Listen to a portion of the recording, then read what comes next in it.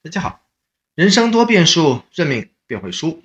王一博应该不会想到，他已经是闭关修行，远离尘嚣了，几乎失去了所有的消息。结果这个江湖没有他还是不行的。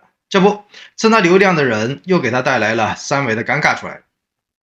赵丽颖也应该想不到，自己寄予厚望、一手带火的幸福到家，居然同样让久等的人们从冬等到了春，然后又从春等到了夏。